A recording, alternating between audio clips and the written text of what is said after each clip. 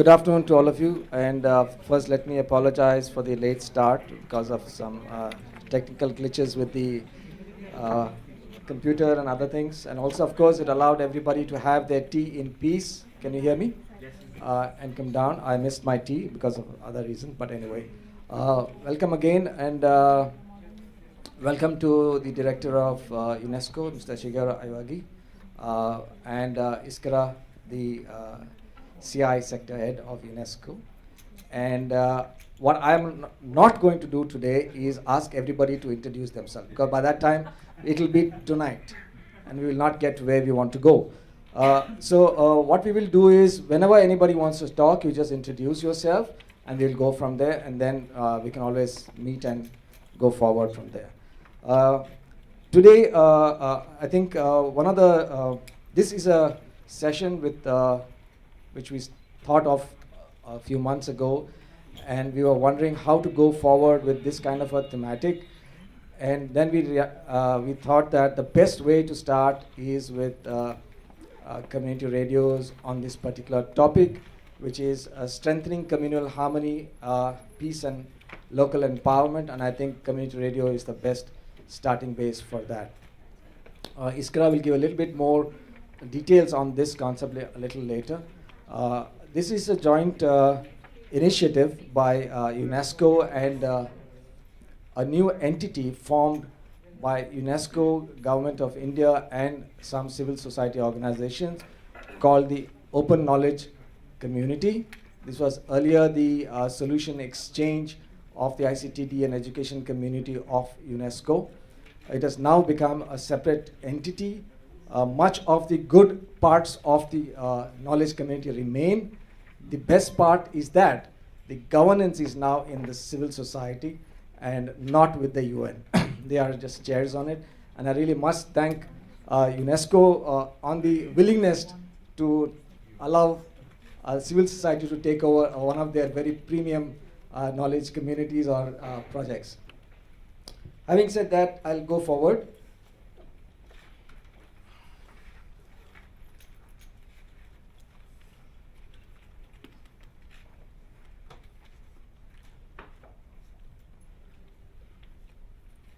Rather like an insurance salesman at a funeral, I have been given the opportunity to talk about the open knowledge community. So I'll just quickly rush through it so that people have an idea of what it really does. I really don't need slides, but since Anirban struggled the whole of last night to make the slides, I will make him happy and try to go through slides. So as you can see, I quickly will go through this. It was already existing for about 5 years. I think more than that. I think some of your members here already, so correct me if I'm wrong. It was a very vibrant community of practitioners. The ICTD alone had almost 7,000 members. The education had about 3,000 members. The whole of Solution Exchange as a community had about 30,000 members. So what happened was that the community kept growing and growing, but the evolution of its governance did not grow. And I think, to be fair to the UN, they never thought that it will become such a big community. I remember when we first started off, they said that, you know, if you have a membership of about 1,000 people, it should be fine. So when it touched 30,000, nobody knew what to do with that. And as members became more and more involved, they not only wanted to have a say in the discussions, but they also wanted to say how the community grows and how it is governed. And that was one of the turning points of where the ICTD and education community really was kept, till UNESCO decided that yes, it has to evolve, and that is where we are today. And so it's called the Open Knowledge Community, and the new identity, of course, is that it has a new vision and mandate, an expanded scope and membership. It has linkages with multiple knowledge groups which are not there earlier. It was a very UN-based think tank used by the UN for many of its own programs. It is registered as a society, so it's a separate entity. It has a chair from UNESCO as well as the Government of India, which is the DIT, or DITY, deity? Deity. Oh. Okay. Okay. it keeps changing avatars, but the governance remains the same, just like as our political parties also go through these avatars, but everything remains the same. But yes, I must thank the government, especially the DAT, for having partnered with us and having the vision to say, okay, let us take this chance and go ahead and connect with civil society at the grassroots level. And they were willing not to be part of the governing board, just to be a chairperson, and that was it. So the chair is kind of shared 1 year by UNESCO and the other year by the government, but it is not headed by, sorry to say, are there any IAS officers here? By an IAS entity who will have his own drive force and way of thinking. So that's how it is. It also has got good knowledge partnership. We're looking at paid and unpaid memberships. So this is the core proposition of the OKC. It's to connect, empower, and change. And that's what we want to do. A lot of it is similar to what we want to do earlier. But I think change is one that really we are talking about. And this is to do with supporting policy development processes, enhancing program delivery, helping to accelerate progress towards developmental goals. I think this is what we're trying to do. A lot of things that we did in the earlier time, we just made reports and we forgot about it. We thought from there on, it'll take its own course. We know that doesn't happen. This is the vision grand vision that we thought. Any of you wish to change it somewhere down the future, you're welcome, because you will be part of that community. So is to build an open, transparent, inclusive, and sustainable knowledge community in the country. I'm sure you're all thinking this word sustainable nowadays comes up everywhere. Well, we have to put it here also. But it's also to do with the way it is funded and where do we get the money to do the kind of ambitious programs that we have. Anyone forgive me, but I will not do some of the slides here. So I think it more or less says about the mission of this. And but one of the things that I want to look at is the last line, is address the needs of specific social groups, such as the differently able and marginalized and underserved communities. And if I recall, the founding members of OKC, and even in the dialogue with government, I think Vinita is also here, we really debated about this, word to word. I mean, I think we had quite a few meetings and we said, this sentence must say it all. And that is the reason that I think that underserved communities, marginalized, and specific social groups is what and I think that lays the foundation of what we are here today for, and to see, because that I think was one of the things that we discussed so much about. Well, we have a large mission. I think I will also skip most of this. Yeah. This also, I think, yeah. Now I'll just go through the last bit. And it's an open membership. It's a virtual platform, yes, but it also will be a one-to-one collaborative platform with face-to-face interactions with all the members. Because a lot of our grassroots friends and community members are not online. And to exclude them by going on a virtual platform, I think is not fair to them. And they are where the knowledge starts. They are the first mile of knowledge in my book. Knowledge doesn't start where we are at the top of the layer. It's there at the bottom, and they are the ones who create it. So if we cannot connect with them, we will never get to where we are. Support of anchor organizations. We are looking at partnerships with many, many different organizations here. Collaborations with education institutions. We believe research is also a very good component. And by connecting national and state agencies with communities for enhanced governance. I think this is also one of the things that we want to do. So I think this slide is particularly important for us, because forget about the left side, but the right side is something that we also debated a lot, and I think I will there were a lot of things we said we can do. Everybody wants to do everything. And we said there are certain things where we will not do. And this took us more time than anything else. Because it's easy to say a wish list of 1,000 things and then say we will do all this. But what is it that we won't do? And that is very, very important, we felt. So we won't operate or implement programs. This was very, very clear. But then what happens? We will do it through our partners, through our members, through our NGOs. They will be doing this. We will facilitate it. We will not become a lobbying group either for government organizations, non-government, industrial, civil activists, or anybody else. We will not become that. Sorry. Well, it's going to thank you already. Okay. And this, I think, is very, very important. Because government is on board, and we put it down particularly here, said because government is there as a chair of this board, that was why we said, won't become an advocate or mouthpiece for programs being run by the government, industry, or development agencies. This was very important for us. And of course, we will not become an event management company. Definitely not. Okay. So this is basically the overall structure, and thank you very much. I will now ask Iskra to take over, and you will give the concept and then Mr. Okay, sorry, Mr. Ayogi will.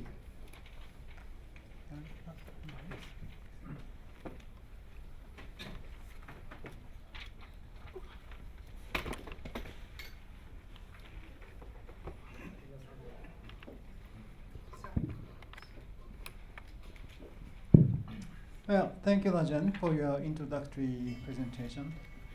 Good morning to you all. Sorry, good afternoon to all already. My name is Shigeru Aoyagi, the director of UNESCO New Delhi office, and then the UNESCO representative to India, Bhutan, Maldives, and Sri Lanka. I'm here to just have your kind of the wonderful idea as the very important project of the community radio practitioner, as well as some journalists and some practitioners, some academics should be here. Well, the UNESCO, as you see this very fresh from the open brochure, that we are working for promoting education, culture, communication and information, and the sciences. And our priority is how we can support the people in disadvantaged situation, or the people belong to the minority groups to be really self-sufficient and then empowered. And I understand that community radio has a great potential to empower people and then give some kind of hint for them to recognize they are very, very independent and then self-sufficient and confident. Well, the UNESCO has been promoting community radio for a long time, and then we've been working in many countries, and India is one of the most important countries to us. The Iskra sitting next to me has been the great champion for the community radio in many senses. We are now facing the globalization, and then India is one of the leading countries to lead the world in discussing the post-2015 development agenda. Now, with this globalization, of course, the modern technology, the communication ICT, has been advancing to a great extent, and then the much faster speed than ever. But if you look at on the ground, the community in India, for example, we still find a lot of people who are far behind from the development.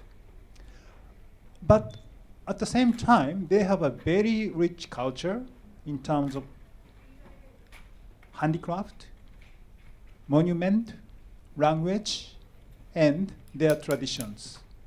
They are very rich in performing arts, music, and dances.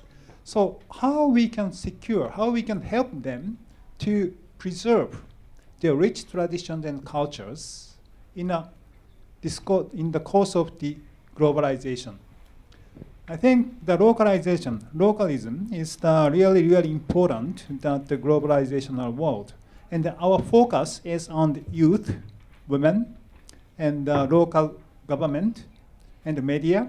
And one of them is, of course, the community radio. I'm very much looking forward to what you are discussing today. I understand that you have a couple of agendas today, and then at the end of the day, I understand that you will discuss and come up with some kind of idea on the methodology for using community radio stations to build peace and social harmony. And you will draft the strategic plan and the time frame for implementation. And we will look at the possibility of setting up 3 community radio stations and how we can provide capacity development to these 3 stations.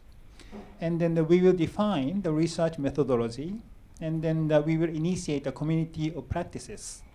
Then we will be, of course, with you all, create a network to enhance ourselves.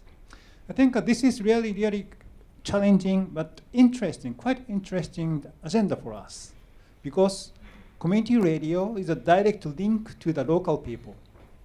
We are having in India the general election next year, and then a lot of things will be coming, but in the wave of the political kind of the transition, the community radio will play a wonderful and very important role. We have to voice the people from the ground. We have to bring the global agenda, national agenda to the community people. The community radio can be the very wonderful bridge, intermediate, interface, and the wonderful kind of the link between the local people and then what is happening outside of them. I really encourage you the wonderful and the very frank discussion, and then looking forward to having the very concrete the recommendations, suggestions, which I can bring to the broader discourse in the world. Thank you so much.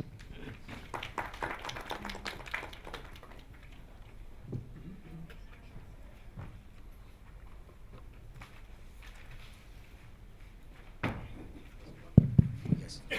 Thank you very much, Mr. Nairobi. May I now ask Iskra to start the session?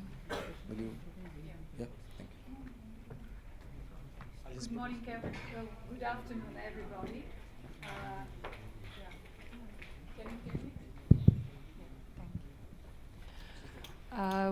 me? We would like to welcome you, all of you. Thank you for accepting our invitation to be here, and we expect that we will hear diverse views, visions, ideas, and we will be very grateful to share your personal experiences, your personal ideas of how we can all together, and specifically community radio, contribute to building peace, building communal harmony, and avoiding all discords and communal disputes.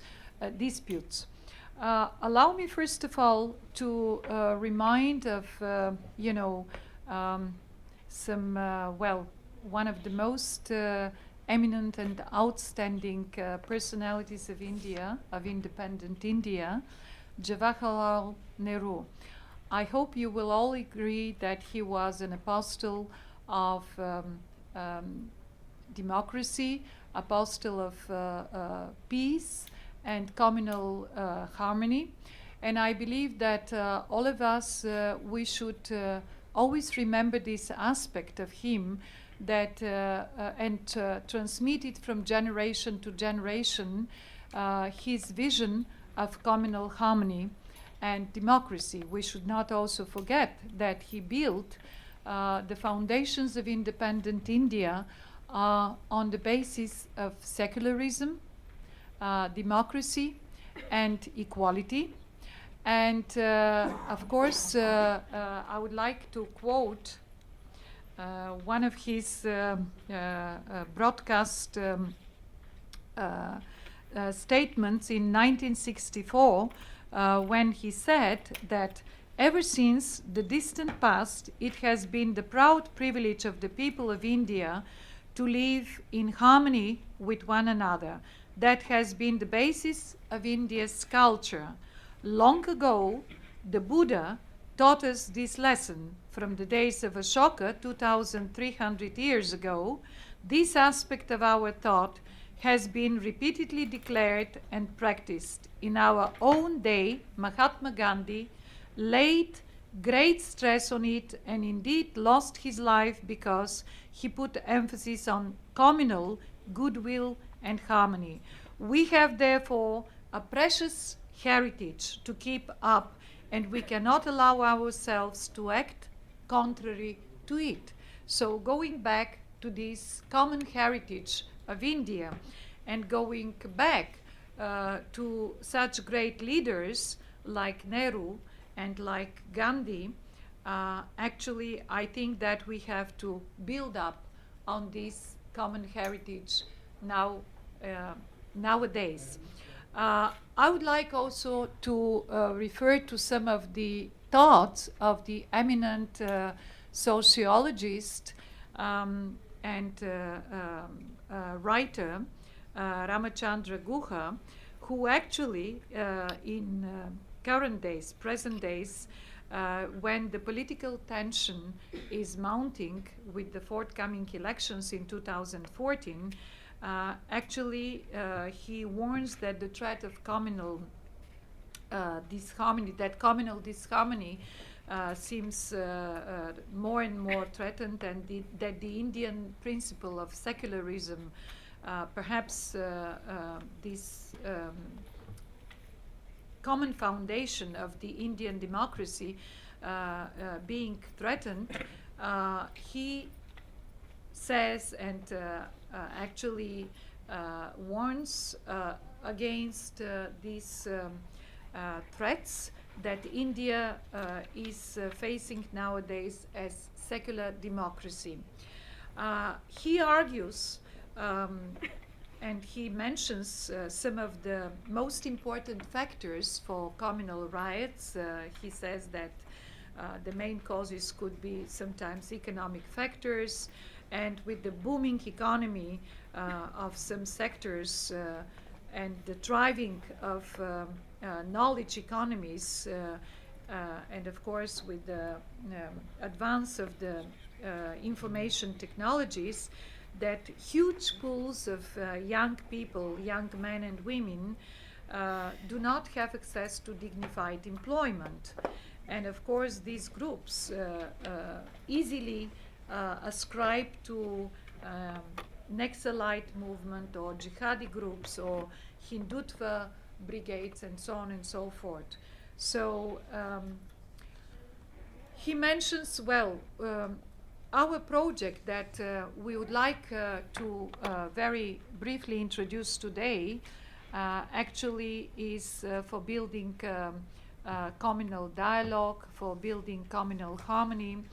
And we have managed to identify three main communal conflicts, which are based on religious basis, which are based on territorial on land claims, and on social basis, with the movement of great masses and great migration in search of employment and dignified life.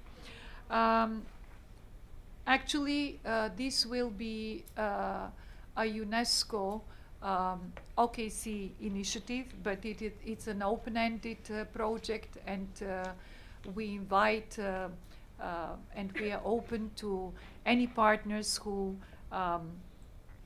will subscribe to the objectives and goals of this project. Initially, we are planning to be a 3-year project, which will focus mostly on mobilization and awareness raising of local communities. As Mr. Ayuagi mentioned, we are planning to focus on actually 4 major groups initially, which will be youth, understandably so, because India is just in 2020 it will be having 65% young people as its inhabitants. Women, understandably again. Why? Because they are the main transmitters of the human values and communal values as well. Media, because they form public opinion and they inform and educate the population. And of course we will we have the ambition to focus on police and local administration. we, of course, some of the main activities of the project will focus preliminary on baseline studies and doing profound research of the specific needs and problems and issues and concerns of the targeted communities, which of course will be very much based, this first part of activity, on key NGO inputs and focus groups. Then, of course, we will have all the interested stakeholders consultations, which will include local administration, local religious and political leaders, of course, civil society organizations, and community leaders.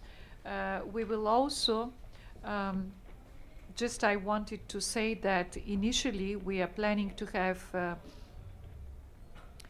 3 selected states, which of course will be selected in large consultation with administrative bodies, with NGOs, and I would like also to emphasize that the project aims will be to develop the capacities of the selected and targeted communities, how to learn how to manage at local level disputes and discords. They will acquire special mediation skills, of course, with youth and women. In addition, we'll have capacity building programs to acquire new skills and new knowledge, which will open new horizons for them.